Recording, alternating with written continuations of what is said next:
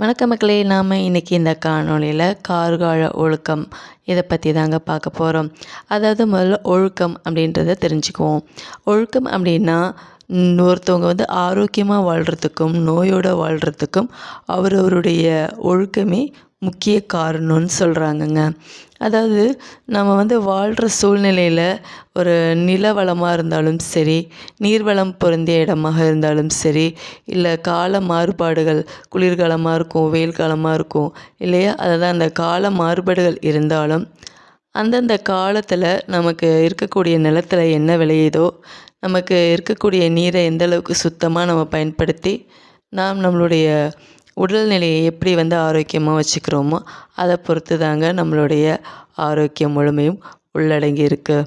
நல்ல பழக்க வழக்கங்களை அனுசரித்து வருவதும் நோயற்ற வாழ்விற்கு தேவையானதாக இருக்குதுங்க. நித்திய ஒழுக்கத்தில் பார்த்திங்கன்னா உறைவிடம், உணவு, நீர், உடற்பயிற்சி, நீராடல், ஆடை, ஆபரணங்கள், உறக்கம் இவை எல்லாமே அடங்கியிருக்குங்க. இந்த நித்திய ஒழுக்கம் நாள்தோறும் செய்யும் காரியங்கள்ங்க. இந்த நித்திய ஒழுக்கம் எல்லா பருவத்திற்கும் பொதுவானது தாங்க. ஆனால் கால மாறுபாட்டிற்கேற்ப ஒழுக்கங்கள் அந்தந்த பருவத்தில் கொஞ்சம் வேறுபட்டிருக்குங்க. இப்போ முதல்ல கார்காலம் இதை பார்ப்போங்க. அதாவது ஆவணியும் புரட்டாசி மாதமும் இதை தான் கார்காலம் அப்படின்னு சொல்கிறாங்க. கார்காலம் அப்படின்னா மழைக்காலம்ங்க. சரி, அப்போ இது இங்கிலீஷில் அப்படின்னு பார்த்தீங்கன்னா, அதாவது பார்த்திங்கன்னா ஆகஸ்ட் பாதி நாள்லேருந்து செப்டம்பர் பாதி நாள் வரைக்கும் வர்றது ஆவணினும், செப்டம்பர் பாதி நாட்கள்லேருந்து அக்டோபர் பாதி நாள் வரைக்கும் புரட்டாசினும் சொல்கிறாங்கங்க. அதாவது இந்த கார்காலத்தில் பார்த்திங்கன்னா காற்று குளிர்ச்சியாக வீசிகிட்டே இருக்கும் அப்படின்னு சொல்கிறாங்க. மேலும் பார்த்திங்கன்னா இந்த கார்காலத்துக்கு முன்னாடி முதுமை நீர்காலம், அதாவது சம்மர் சீசனில் பூமி ஹீட்டாக இருக்கும், வெப்பமடைஞ்சிருக்கும் அப்படின்னு சொல்கிறாங்க. இதனால் இதிலேருந்து ஆவி வெப்பமடைந்ததுனால பூமியிலேருந்து ஆவி எழும்பி நீரை புளிப்புத்தன்மையாக மாற்றுதுன்னு சொல்கிறாங்க. இதனால் மாறுறதுனால இந்த நீர்நிலைகளில் மலினப்பட்டிருக்கும் அப்படின்னு சொல்கிறாங்க. மேலும் வாதம், பித்தம், கபம் ஆகிய மூன்றுமே குற்றமடைந்திருக்கும் அப்படின்னு சொல்கிறாங்க. இந்த சம்மர் டைமில் முதுவேநீர் காலத்தில் பார்த்திங்கன்னா பசித்தி குன்றி இருக்குமாங்க. இதனால் உடல் குற்றமடைந்திருக்கும், முக்குற்றமடைந்திருக்கும் அப்படின்னு சொல்கிறாங்க. மேலும் இதில் பார்த்திங்கன்னா பித்தம் தன்னிலை விருத்தி அதிகமாக இருக்கும் அப்படின்னு சொல்கிறாங்க. வாதமும் விருத்தி அடைந்திருக்கும் அப்படின்னு சொல்கிறாங்க. சரிங்களா? ஸோ இந்த கார்காலத்தில் பார்த்திங்கன்னா பித்தமும் வாதமும் விருத்தி அடைந்திருக்கும், அதிகமாக இருக்கும் அப்படின்னு சொல்கிறாங்க. இது நம்ம எப்படி சமநிலைக்கு கொண்டு வரணும் அப்படின்னு பார்த்திங்கன்னா, முதலாவது விஷயமா அதாவது வமனம் இது பண்ணணும், அப்படி இல்லைன்னா விரேச்சனம், பேதி இதை பண்ணணும் அப்படின்னு சொல்கிறாங்க.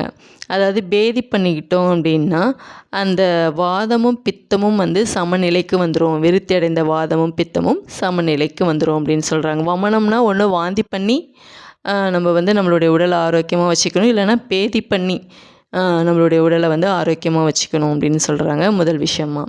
ரெண்டாவது விஷயமா பார்த்திங்கன்னா, இந்த மழைக்காலத்தில் வெந்நீரில் தான் குளிக்கணும் அப்படின்னு சொல்கிறாங்க. வெந்நீரை தான் குடிக்கணும் அப்படின்னு சொல்கிறாங்க.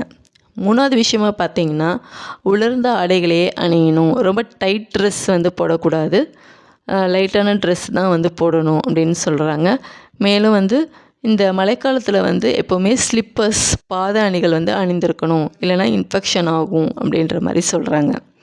நாலாவது விஷயமா பார்த்திங்கன்னா, ஈரம் இல்லாத இடத்துல நம்ம இருக்கணும், இல்லைனா உங்களுக்கு ஈரத்தில் இருந்தீங்க அப்படின்னா ஃபங்கல் இன்ஃபெக்ஷன் வரத்துக்கு வாய்ப்புகள் இருக்குங்க. அதாவது ஐந்தாவது விஷயமே என்ன சொல்கிறாங்க, ஆற்று நீரில் குளிக்கக்கூடாதுனோ, அதே போல் பார்த்திங்கன்னா மதியான வேலை தூங்கக்கூடாதுனோ, கடினமான வேலை இந்த கார்காலத்தில் செய்யக்கூடாதுன்னு சொல்கிறாங்கங்க. ஆறாவதாக பார்த்திங்கன்னா மழை நீர், கிணற்று நீர், வெந்நீர் இவைகளை நாம் பயன்படுத்தலாம், உபயோகப்படுத்திக்கலாங்க.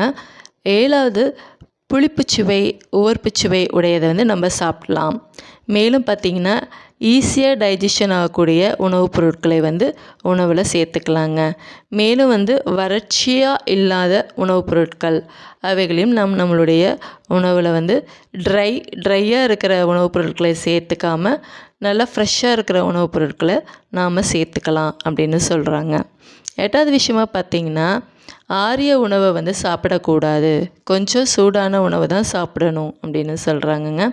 9வது விஷயமா பார்த்தீங்கன்னா நீர்மோர், மாமிசம், தேன், பழைய தானிய வகைகள் இவையெல்லாம் வந்து நம்மளுடைய உணவுப் பொருட்களில் சேர்த்துக்கலாம் அப்படின்னு சொல்கிறாங்க. 10வது விஷயமா பார்த்தீங்கன்னா இந்த ரொம்ப க்ரீமியான ட்ரிங்க்ஸ்ன்னு சொல்லுவோம் இல்லையா, இந்த மில்க் ஷேக் அந்த மாதிரிலாம் சொல்லுவோம், அந்த மாதிரிலாம் வந்து குடிச்சிக்கிறது கொஞ்சம் தவிர்த்துக்கணும். இல்லைன்னா அந்த மாதிரி பருகணும் அப்படின்னா நமக்கு வந்து உடல் உபாதைகள் வரும் அப்படின்னு சொல்கிறாங்க. ஆக ஒரு காலத்துக்கு ஏற்றாற்போல் நாம் நம்மளுடைய பழக்க வழக்கங்களை சிறிது மாற்றிக்கொள்ளும் பொழுது நம்மளுடைய உடலுக்கு அது வந்து மிகவும் ஆரோக்கியத்தை கொடுக்குந்தாங்க. இது கார்காலத்தினை பற்றின சில குறிப்புகள்ங்க. இந்த தகவல் வந்து உங்களுக்கு கொஞ்சம் பயனுள்ளதாக இருந்துச்சுன்னா லைக் பண்ணுங்கள், கமெண்ட் பண்ணுங்கள், ஷேர் பண்ணுங்கள், சப்ஸ்கிரைப் பண்ணுங்கள். இவ்வளோ நேரம் வீடியோவை வாட்ச் பண்ணதுக்கு ரொம்ப நன்றிங்க. தேங்க்யூ ஃபார் வாட்சிங்.